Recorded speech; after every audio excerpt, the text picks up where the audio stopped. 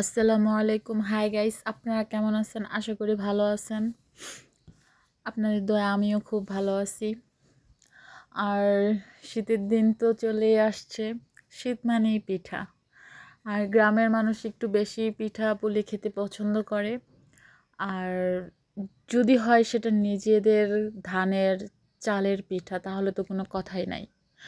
আসলে আমাদের বাসায় আজকে সকাল থেকে আম্মু বলতেছিল যে একটু পিঠা বানাবে, ভাপা পিঠা। তো আম্মুরই বলল যে একটু হেল্প করার জন্য। তো আমি আসলে আমার বাবা আর আমি দুজনেই আমার আম্মুরে হেল্প করছি।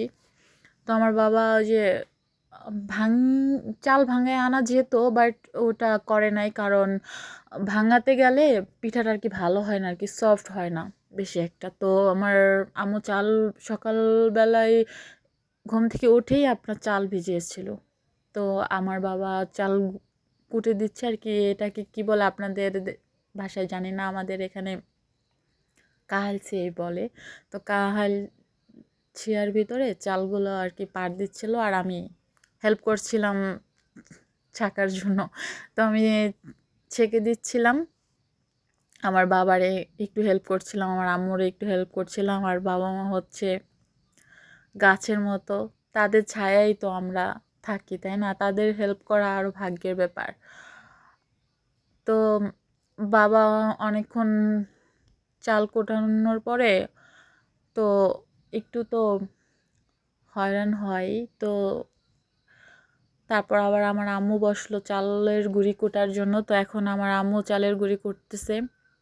পিঠা মানেই তো একটু কষ্ট, তাই না? আরাম করে খাবে পিঠা, একটু তো কষ্ট করতেই হবে। মিষ্টি মানেই তো কষ্ট। তো আমি চালের গুঁড়িগুলো ছেঁকে দিচ্ছিলাম, আর আমার আম্মু ওইদিকে গুঁড়িগুলো করতেছিল। এগুলাতে পাট দিতে আসলেই অনেক কষ্ট, শরীরের বল প্রয়োগ করা লাগে প্রচুর পরিমাণে। তো আমি এগুলো ছাকতেছিলাম আর আম্মুরে বলতেছিলাম যে তুমি কি এগুলো সবগুলা দিয়েই ভাপা পিঠা তৈরি করবে নাকি? আম্মু বলতেছিল যে না, এখানে অনেকগুলা চালের গুঁড়ি, প্রায় 3-4 কেজি। তো দুপুরে তোদেরকে একটুখানি সিটরুটি বানিয়ে দেব, সন্ধ্যার দিকে তোদের ভাপা পিঠা তৈরি করে দেবো, তারা খাস। আসলে আমরা 2 বোন 1 ভাই। আমার ভাই তো বাইরে থাকে, আমি আর আমার বোন। তো আমার বোন তো শ্বশুর বাড়িতে থাকে, আমি বাড়িতে থাকি। তো আর কি আমাদের জন্যই তো এই ভাপা পিঠার জন্য দুধ দুধ জাল দিতে বলছিল। তো আমি দুপুরে আবার দুধটা জাল দিয়ে দিছিলাম।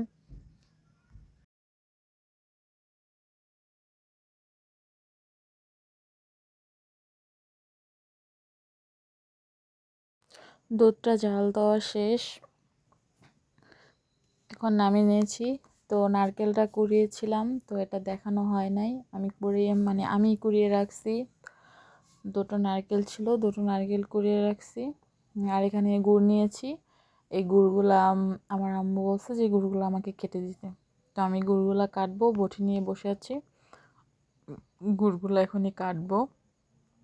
তো গুড়গুলো আমি কেটেছি, ওটা আমি স্কিপ করলাম, এত ভিডিও করতে গেলে অনেক লং হয়ে যেতেছে। তো এই গুড়গুলা কাটা শেষ, নারকেল আর গুড় একসাথে। তো এখানে সুজি আমার আম্মু দুধ দিয়ে গুলিয়ে রাখছিল। তো ওইগুলো আমি একটু লাড়া দিয়ে দেখলাম যে একটু দলা দলা হয়েছে। তো আমি বললাম যে একটু দলা দলা হয়ে গেছে। আম্মু বলতেছে ঠিক আছে, আমি এটাই করে দিতেছি।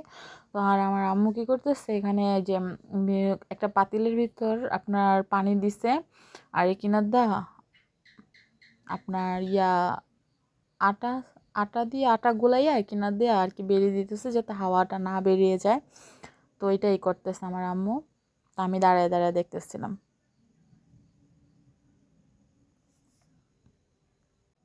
আর এখানে আমার আম্মু একটা পিঠা বানায় ফেলাইছে অলরেডি, আমি দেখি নাই। তো এটা দিয়ে দিতেছে সিদ্ধ করানোর ভাপে আর কি। ভাপে তো হইব, ভাপা পিঠা মানেই তো ভাপে। তো এটা দিয়ে রাখতেছে।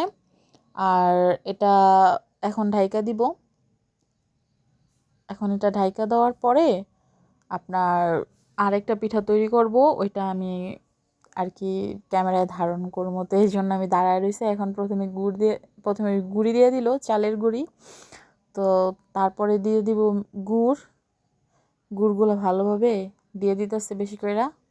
বাসার পিঠা, এটা তো আর বাজারের না যে কম কম দিব। তো বেশি করে গুড় দিয়ে দিল, আর নারকেল দিতেছে এখন। নারকেল দিয়া এখন এটা সুন্দর করে ইয়া করে দিতেছে। তো এখন আবার গুড় দিব উপরে, গুড় দিয়ে হালকা হালকা করে মানে হালকা চাপ দিব, হালকা একটু কোনো রকম একটু ইয়াটা ঢাকলো। তো এখন এটা ইয়া করার পরে যে যাতে ফাঁকা না মিঠাই গুড়টা যাতে আর নারকেলটা যাতে না দেখা যায় সুন্দর করে ইয়া করে দিতেছে এখন। তো বানানো হয়ে গেল, মানে এখন চালের গুঁড়িগুলো কাইচা রাখতেছে। আরও আছে চালের গুঁড়ি, ওগুলো আর কি আলাদা অন্য একটা পাত্রে রাখা। তো ওগুলো আমি দেখাই নাই, ছোট করার চেষ্টা করতেছি ভিডিওটা। আর এখানে আমার আম্মু পিঠা বানাইছে 3টা পিঠা। আমি অলরেডি একটা পিঠা খাইছি, মজাই হয়েছে, দারুণ মজা হয়েছে। মায়ের হাতের পিঠাই মানে সুস্বাদু, কারণ মায়ের হাতের জিনিসের কোনো তুলনাই হয় না। আর এই একটা পিঠা, এই 3টা পিঠা দিলাম।